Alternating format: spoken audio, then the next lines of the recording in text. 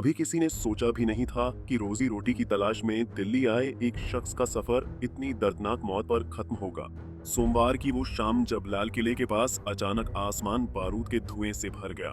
चारों तरफ चीख पुकार, अफरा तफरी और लोगों की सिसकियां गूंज उठी। दिल्ली की इस दहला देने वाली घटना ने न सिर्फ राजधानी को बल्कि पूरे देश को हिला दिया। राजधानी दिल्ली में सोमवार को हुए जोरदार धमाके ने 12 लोगों की जान ले ली और इन्हीं में शामिल था मेरठ का रहने वाला मोहसिन, जो पिछले 2 साल से दिल्ली में रहकर ई रिक्शा चलाकर अपने परिवार का पेट पाल रहा था। मोहसिन मेरठ के लोहिया नगर थाना क्षेत्र के न्यू इस्लाम नगर गली नंबर 28 का रहने वाला था। करीब 2 साल पहले वो अपने परिवार के साथ दिल्ली चला गया था, जहां वो जामा मस्जिद के पास पत्ता मोहल्ले में किराए के मकान में रहता था। सोमवार शाम मोहसिन अपने ई रिक्शा में सवारियां लेकर लाल किले की तरफ जा रहा था। तभी एकाएक जोरदार धमाका हुआ और पल भर में सब कुछ खत्म हो गया। धमाके की चपेट में आने से मोहसिन की मौके पर ही मौत हो गई। मेरा भाई दिल्ली में काम करता था 2 साल से, उधर ही रह रहा था। वहाँ पे कल बम ब्लास्ट हुआ, उधर मेरे भाई के साथ हादसा हो गया। आपके पास किसका फोन आया था, कब जानकारी मिली? वहाँ मेरी भावज का फोन आया उधर से कि यहाँ पे तुम्हारे भाई मिलने नहीं है, यहाँ ऐसा बात हो गई, यहाँ ब्लास्ट हो गया। जब ब्लास्ट हुआ उसी क्षेत्र में चलाता था मौसी रिक्शा में? हाँ जी, वहीं चल रहा था उनका रिक्शा। 2 साल से वे उधर ही काम कर रहे हैं, उधर ही रह रहे हैं। डेड बॉडी आ गई उनकी? डेड बॉडी तो आ गई इधर। आज जब मोहसिन का शव मेरठ पहुंचा तो पूरे इलाके में मातम छा गया। घर पहुंचते ही परिजनों में कोहराम मच गया।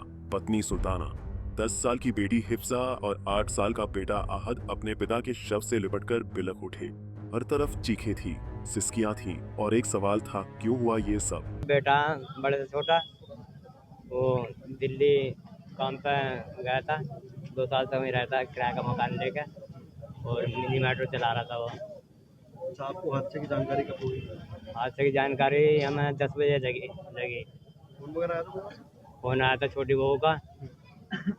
एक बड़ी बहू है वहाँ, एक छोटी बहू है। छोटी बहू का फ़ोन आया था, जो वहाँ भी आया छोटा वाला लड़का, उसका फ़ोन आया था, उसने मेरे से बताया। फिर यहाँ आया, हम यहाँ किराए पर आए। मैं कारखाने में था, काम कर रहा था मैं।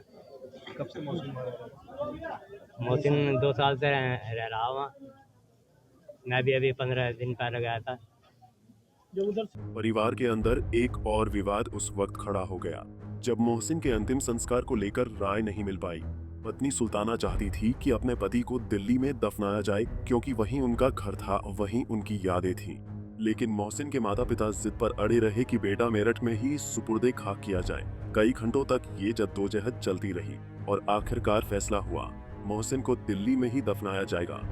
मेरा बच्चा गया नहीं, बिल्कुल अधिकार है। क्या चाहती हो?